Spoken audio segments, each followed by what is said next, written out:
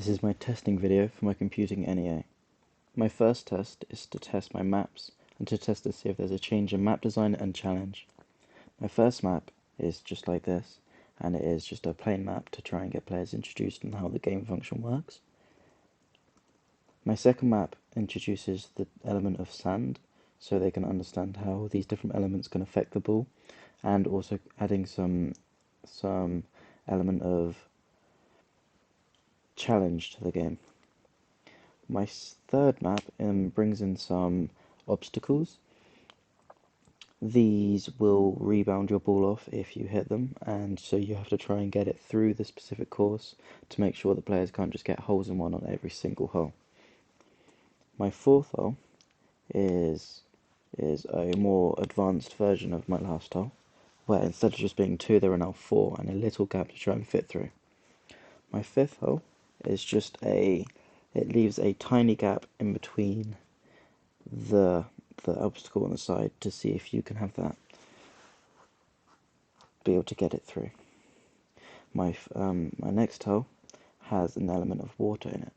This, if you hit the water, it resets your ball back to the start. It also has 2 obstacles in a bridge which will bounce off and maybe back into the water. My next hole has sand and an obstacle, so it makes 2 of the obstacles. And my penultimate hole has obstacles just at different directions and sand as well. This hole has 2 obstacles in the middle, but they are rotated at a certain angle, and my final hole is just sand. My next test is that the menu screen buttons should work. So firstly, the rules button should take you to a page which shows you how to play, and there should also be a back button on that page which takes you back to the menu, which it does. And the play button, when clicked, should set up an animation which the golf club goes backwards and forwards as if hitting the ball, and then it should take you to the map, as it does. My next test is to show that the acceleration, there's deceleration and acceleration on the ball. So to stop the ball from just infinitely moving in a straight line, the ball should just slow down over time, as it does.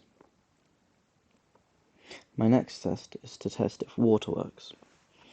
If the ball hits the water, it should just go back to the start as if it's fallen in the water, and it does. And it should happen as well if I bounce it off an obstacle and then it goes in the water. There we go.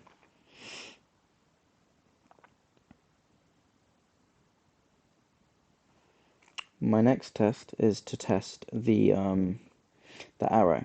So the arrow, no matter where your mouse position is, and as long as it's on the screen, should follow the mouse perfectly. And as you can see, if you go off the screen, then it stops following. No matter how fast it goes, it will always follow. No matter how close it goes, it will always follow as well. My next challenge is to test collision. So what I'm going to do is I'm going to aim the ball and see in all different corners to make sure that it bounces off in the way it should. So firstly, I'm just going to test the bottom bit, which bounces off right.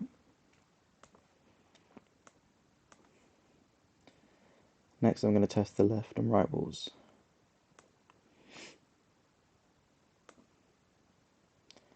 And it bounces off just as it should, and the top ball. For my third test, I'm just going to test the power meter. As you can see, the power meter is revealing itself slowly, and it alternates between red, yellow and green. To test how the power meter actually works, I'm going to take 3 different shots on all 3 different colours. If I take a shot on yellow, it should be the least powerful, and if I take a shot on the red, it should be the most powerful, and orange just in between. So firstly I'm going to take a shot with red, and that should send it fast, which it does. And then once this stops, I will send it with yellow,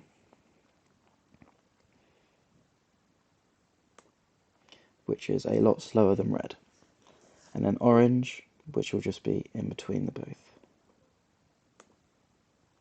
There we go. My next test is to make sure that once the ball goes in the hole, it actually switches holes. So I'm going to complete the game for the first 3 holes to make sure that it does, if I can. Okay.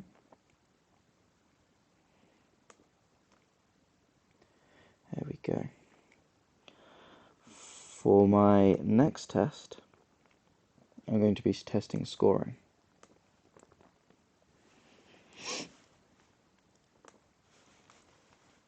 For each shot I take, it should add 200 onto the score. And it shouldn't add 200 while the ball is still moving and I click. There we go. My next test is to test the par number at the top. For each hole there is a par number, which is the average amount of shots it should take to get it in the hole. And they should all be different. So for the first one it is 1.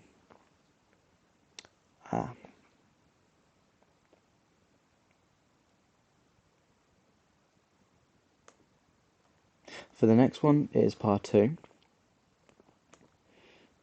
The next one is 3.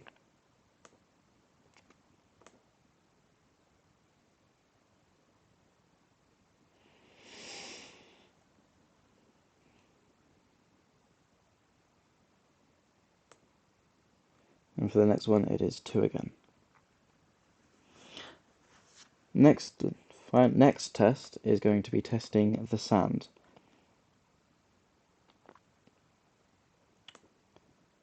I'm going to go to hole 2, and then if the ball stops in the sand, the next shot you take should be half the amount of power, as if it was a normal shot. So in red, as we saw before, that was quite fast. But if I shoot it in sand, it has half the power and isn't as fast as if it was just a normal shot.